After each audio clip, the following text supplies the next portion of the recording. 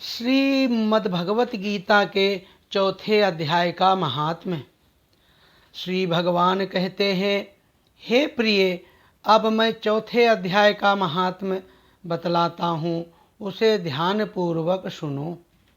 भागीरथी के तट पर वाराणसी नाम की एक पुरी है। वहाँ विश्वनाथ जी के मंदिर में भरत नाम के एक योगनिष्ठ महात्मा रहते थे, जो प्रतिदिन आत्मचिंतन में तत्पर हो आदरपूर्वक गीता के चतुर्थ अध्याय का पाठ किया करते थे। उसके अभ्यास से उनका अंतःकरण निर्मल हो गया था।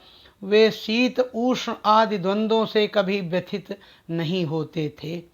एक समय की बात है, वे तपोधन नगर की सीमा में स्थित देवताओं का दर्शन करने की इच्छा से भ्रमण करते हुए नगर से बाहर निकल गए।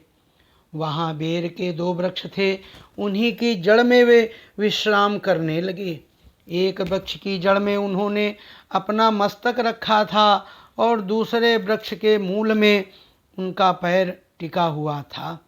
थोड़ी देर बाद जब वे तपस्वी चले गए, तब बेर के वे दोनों वृक्ष 5 ही 6 दिनों के भीतर सूख गए। उनमें पत्ते और डालियां भी नहीं रह गईं। तत्पश्चात वे दोनों वृक्ष कहीं ब्राह्मणों के पवित्र गृह में 2 कन्याओं के रूप में उत्पन्न हुए। वे दोनों कन्याएं जब बढ़कर 7 वर्ष की हो गईं, तब एक दिन उन्होंने दूर देशों से घूमकर आते हुए भरत मुनि को देखा। उन्हें देखते ही वे दोनों उनके चरणों में पड़ गईं और मीठी वाणी में बोली, मुने, आपकी ही कृपा से हम दोनों का उद्धार हुआ है। हमने बेर की योनि त्याग कर मानव शरीर प्राप्त किया है। उनके इस प्रकार कहने पर मुनि को बड़ा विस्मय हुआ। उन्होंने पूछा, पुत्रियों, मैंने कब और किस साधन से तुम्हें मुक्त किया था?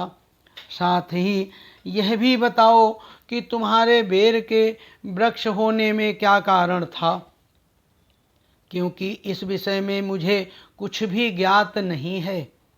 तब वे कन्याएं पहले उन्हें अपने बेर हो जाने का कारण बतलाती हुई बोली, मुने, गोदावरी नदी के तट पर छिन्न पाप नाम का एक उत्तम तीर्थ है, जो मनुष्यों को पुण्य प्रदान करने वाला है।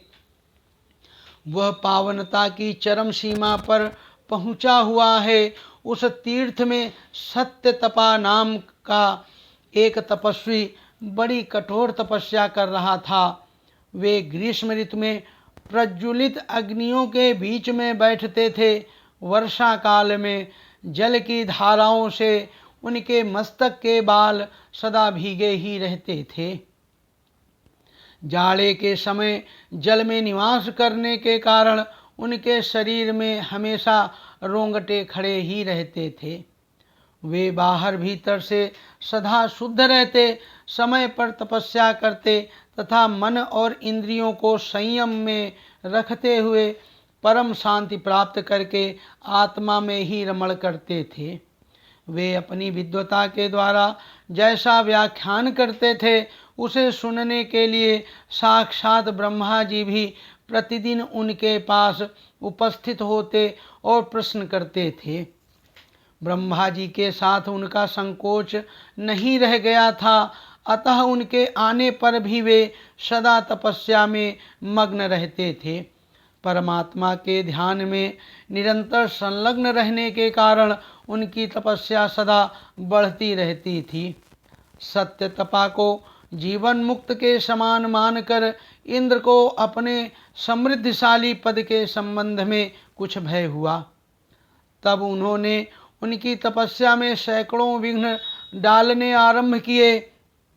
अप्सराओं के समुदाय से हम दोनों को बुलाकर इंद्र ने इस प्रकार आदेश दिया, तुम दोनों उस तपस्वी की तपस्या में विघ्न डालो, जो मुझे इंद्र पद से हटाकर स्वयं स्वर्ग का राज्य भोगना चाहता है। इंद्र का यह आदेश पाकर हम दोनों उनके सामने से चलकर गोदावरी के तट पर जहाँ वे मुनि तपस्या कर रहे थे आ गईं। वहाँ मंद एवं गंभीर स्वर से बजते हुए मृदंग तथा मधुर वेणुनाद के साथ हम दोनों ने अन्य अप्सराओं सहित मधुर स्वर में गाना आरंभ कर दिया।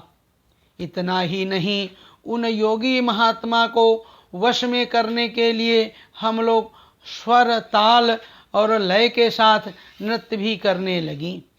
बीच बीच में जरा जरा सा अंचल खिसकने पर उन्हें हमारी छाती भी दिख जाती थी।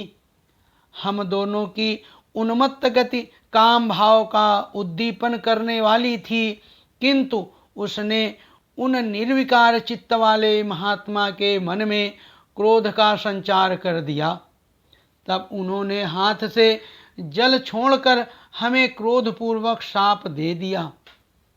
अरे तुम दोनों गंगा जी के तट पर बेर के वृक्ष हो जाओ। यह सुनकर हम लोगों ने बड़ी विनय के साथ कहा, महात्मन, हम दोनों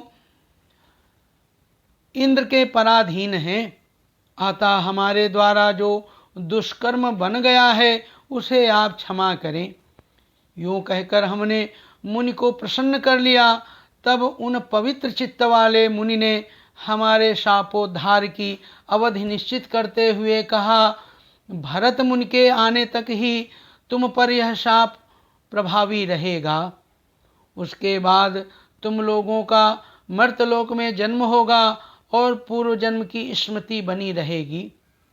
मुने, जिस समय हम दोनों बेर वृक्ष के रूप में खड़ी थी, उस समय आपने हमारे समीप आकर गीता के 4 अध्याय का जप करते हुए हमारा उद्धार किया था। अतः हम आपको प्रणाम करती हैं। आपने केवल शाप से ही नहीं, इस भयानक संसार से भी गीता के 4 अध्याय के पाठ द्वारा उसका महात्म्य बताकर हमें मुक्त कर दिया। श्री भगवान कहते हैं, उन दोनों के इस प्रकार कहने पर मुनि बहुत ही प्रसन्न हुए और उनसे पूजित हो विदा लेकर जैसे ही आए थे वैसे ही चले गए। और वे कन्याएं भी बड़े आदर के साथ प्रतिदिन गीता जी के 4 अध्याय का महात्म्य एवं उसका पाठ करने लगीं, जिससे उनका उद्धार हो गया।